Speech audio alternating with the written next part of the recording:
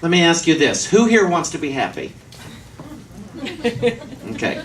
Who here is happy? Okay. Who here is planning happiness for a later date? Mm-hmm. Yeah. How many of us are here setting up heaven for a later date? Because that's what happiness is. It's heaven. And it's not based on conditions. It's not based on who likes me and who doesn't like me.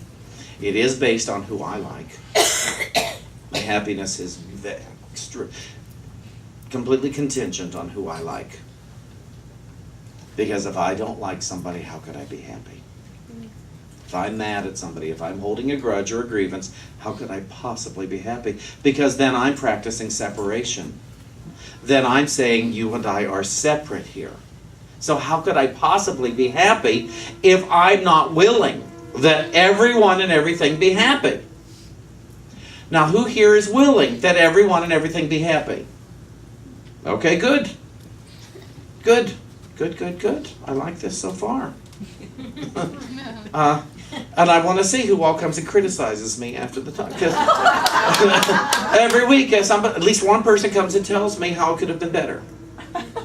Yes, oh sure, it's no big deal. We all have our opinions, and we love our opinions. We love our opinions so much, and then if I resist it all, it's, but Shawn, it's just my opinion. So trust me, if you have an opinion, I have an opinion. Now, how do we get to this oneness thing, though? How do we get past our opinions? Our opinions that we so dearly love, that we cherish. And how do I know we cherish them? Because I love to tell everybody about them.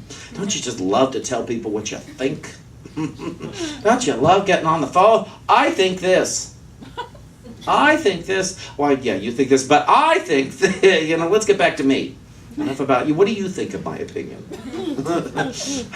You know, and we go to the store and we announce and we get off Facebook. Isn't Facebook just the best place now to spout off our opinions? Positive, negative, whatever. Just our opinions.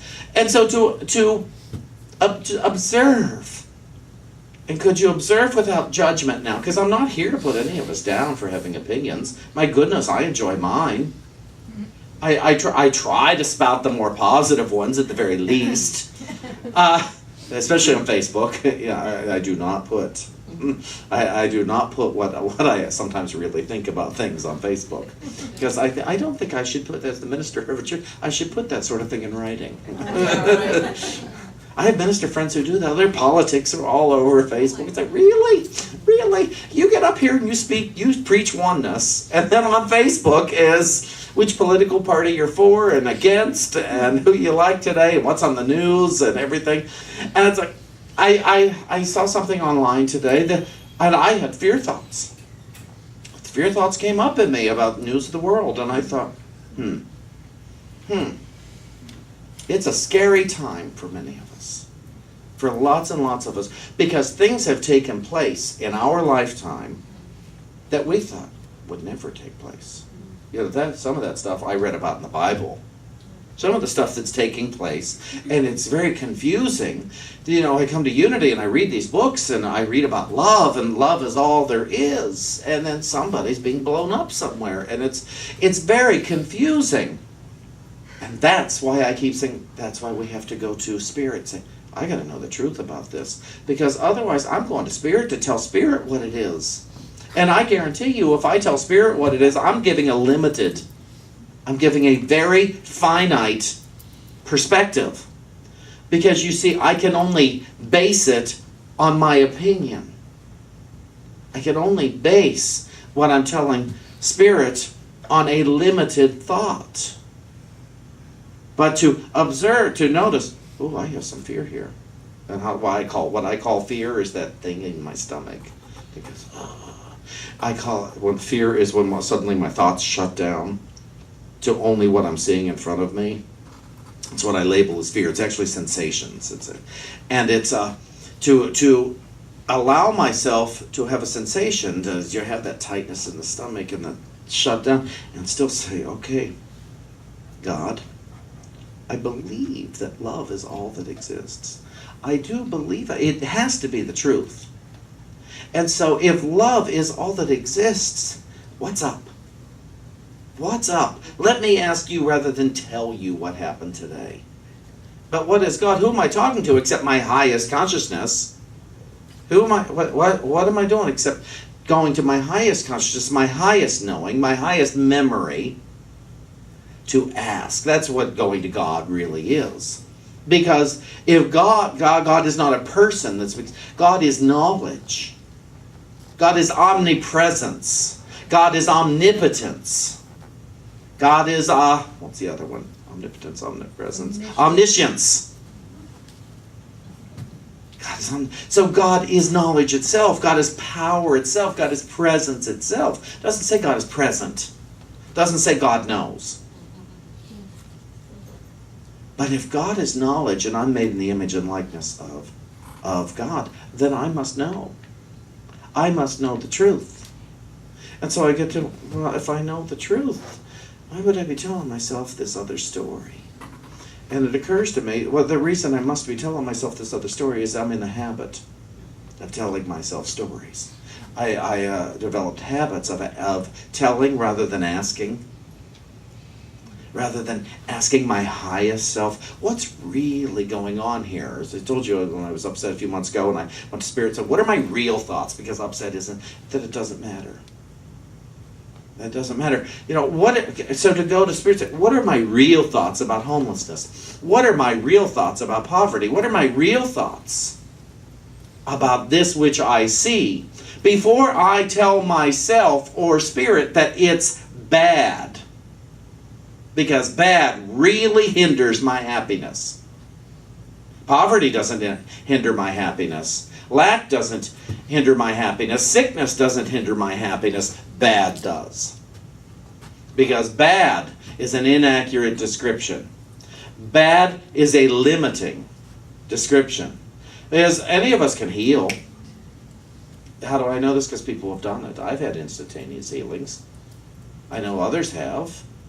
Sometimes the instantaneous healing takes months and years, but it's still, it occurs to, when Myrtle Fillmore, Unity's co-founder, had her healing from tuberculosis, I'm convinced she had it, the healing, the day she heard, I am a child of God, therefore I do not inherit sickness. It took 2 years for the body to catch up, for there to be no signs of tuberculosis, but she had her healing with that one statement. Because that's when she became conscious that healing was possible. She became conscious that there is a power greater than her ego. And that power greater than her ego is what she wanted to identify with.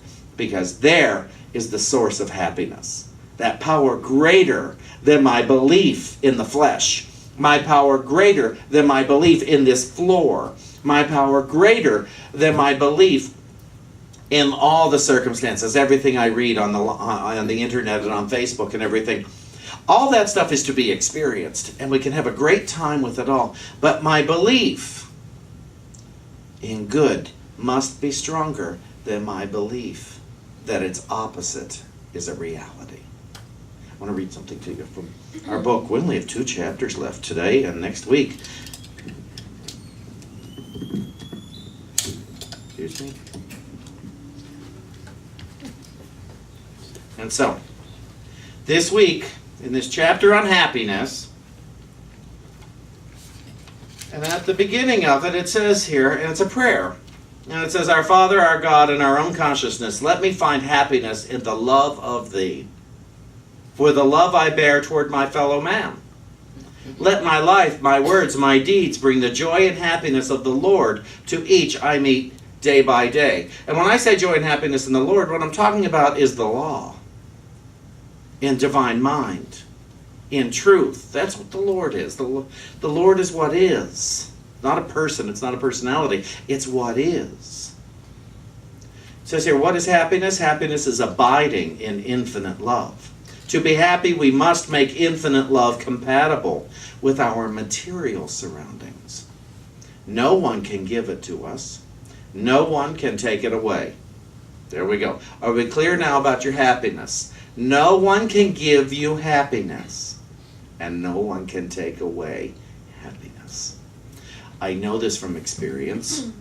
I have experienced it, and I have given it away. Oh, have I given my happiness away? I've taken it out in the backyard and buried it. I've thrown it in the river. I have flushed it in a toilet. I have drank it. I have smoked it. I have argued it. I have done lots of things with my happiness. And the funny part is, it was always right here waiting for me to claim it again. No one can give it. I had to laugh. Someone in one of David's classes in the city who is not in a relationship and is rather peeved that she isn't. And she said to David, well, you have a relationship. You have someone, when you go home at night, you have someone who will listen to you and agree with you. And I thought, she has met me, and she still thinks this.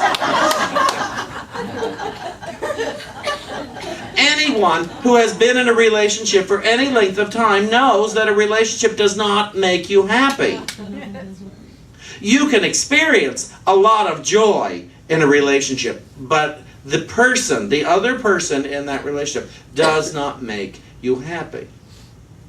Is there anybody here who's ever been in a relationship that didn't have at least a complaint about their mate? At least a complaint.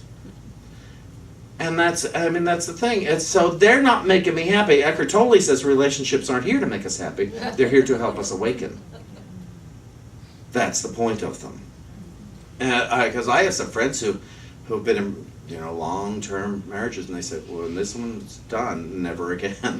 They know, I don't need that now. I'm going to stay in this one, but one of us goes, never again.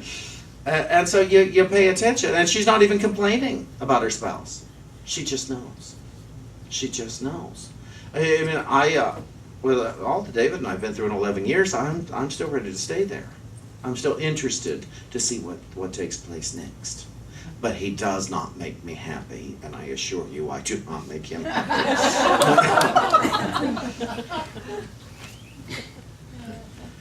When are we happy? When the Lord's will becomes our will. Who knows what God's will is? To be happy, joyous, and free. When your will aligns with the will of the law. Divine law is designed for us to be happy, joyous, and free. It doesn't say life on life's terms will not take place. But there is a thing where no matter what's going on, you can have joy in your gut because you know the truth. It says, when the Lord's will becomes our will, we are happy, for we begin to know the Lord in our daily life. We begin to know the law in our daily life. And he puts it here, do we think that Jesus went happily to the cross? Or that he went happily from the garden, where there had been apparently so little consideration of what the moment meant as he wrestled with self? And it says he was happy in knowing that he would show the world a way out of confusion. It says sin here, I say confusion, because that's what it is. I try to take those magic words, those trigger words out of the surface. Pleasure, not happiness. Pleasure is not happiness. And I think it's good to get rid of that confusion. Pleasure is of the world. It is something outside of us. And it doesn't say we shouldn't experience it. Just don't confuse it. So pleasure is of the world. It is something outside of it. It is fleeting, deceiving, and unsatisfying. It gives no reward, but asks a heavy toll as we pass over the bridge of unrealized dreams. See, when we are confused about cause and effect, we're unsatisfied. And we don't, why am I so unsatisfied? I had such a good time last night. Why do I want more of that? Why am I craving more rather than... We went to see Pippin on Broadway the other night. I walked out of there wildly satisfied. Wildly satisfied. Because there was something, I witnessed art in a form that I didn't know was possible. I watched, and it wasn't just one person, it wasn't 10, it wasn't even limited to 100. It was like, oh my gosh, everybody sculpted this. And I thought, okay, I'm going home tonight not longing for anything. not longing for a better show, not longing for a better experience, not longing for even more of this. This was enough. And that fast, so I got pleasure and joy. And but I went in with my joy intact so that I could experience the pleasure on the outside. And it says here, Solomon declared, I made me great works. I builded me houses. I planted me vineyards. I made me gardens and orchards, and I planted trees in them of all kinds of fruits. Then I looked on all the works that my hands had wrought, and on the labor that I had labored to do, and then I saw that wisdom excelleth folly, as far as light excelleth darkness. We can enjoy the earth, but don't settle for less to think that that's what creates the earth. It is thought that creates your earth. It is the divine source. In Charles Fillmore's book, Dynamics for Living, he says, God did not create the universe. He created that which created the universe. It's so much bigger. It's so much bigger than we have imagined. Our good is so much bigger. And there is good to be experienced in every situation. In all clarity, in all confusion, there is good to be seen, to be experienced. And the only way to experience it fully is to take your opinion out of it and go to spirit, go to your highest self and ask for the truth so that you may actually be in the experience. For most of my life, I thought that my good was in the future. And I thought that I was doing all of this spirituality stuff so that I could have a good future, even if tomorrow was my future. To make it good. I did not know that I am doing all this in order to awaken to right now. I am studying, I am praying, I am seeking to speak different words, to think different thoughts, to take different actions in order to awaken to this moment. Because in this moment, nothing's missing. In this moment, there's not an absence of my good. In this moment, there is no cause for an absence of joy. It's only about a thought of then and ahead, back and forth. But in this moment, what are you missing? So in this moment, in the presence of God, I have everything. And so I look at you, and I can know that in this moment, in the presence of God, you have everything. So I don't have to feel sorry for any of you. In this moment, in the presence of God, they have everything, whether they know it or not. So I don't have to feel sorry for them or be afraid of them. In this moment, in the presence of God, in whatever is taking place, I have my true self. I have my real self. Light is in and through me now, in this moment, in the presence of God. To awaken to this moment. Awaken to when?